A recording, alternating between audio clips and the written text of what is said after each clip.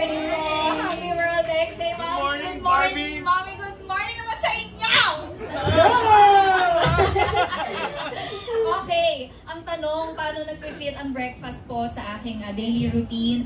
Well, definitely, lalo pagka may taping, ano yun parang treat na yun sa sarili ko, especially if I know I'm gonna have a long day. Parang, I see to it na magda-drive-thru muna ako to get a breakfast from McDonald's kasi nga alam ko, na, kumbaga parang treat ko na, reward ko na yun sa sarili ko kasi nga alam ko magtatrabaho ako that day. And so, McDonald's never fails naman to give me a treat. And now, sabi ko nga, kailangan natin matikman ngayon yung may egg kasi ang na-try ko lang yung yung curry fillet, golden curry fillet pa lang. So, baka naman po,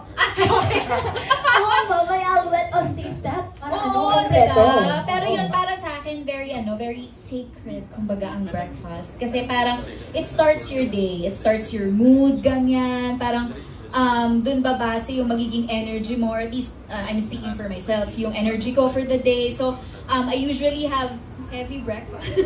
Katulad kanina, kasi nandito na ako so nauna na akong umorder ng sausage, egg McMuffin, tapos, yes.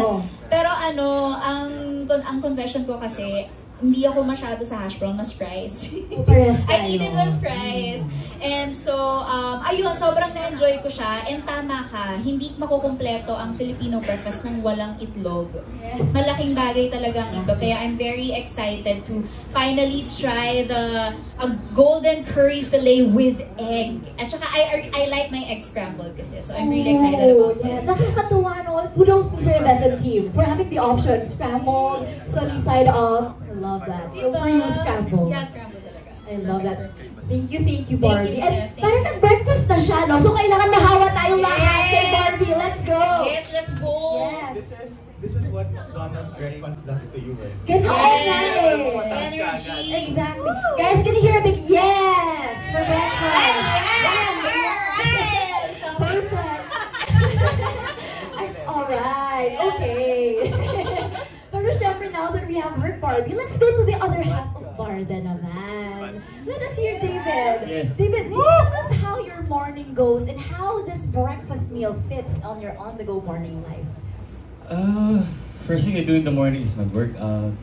Tapos, atry ko yung mga morning routine ko and then mag-breakfast ako na masarap. Kasi syempre, I feel like kung masarap yung breakfast mo, you're gonna have a good day.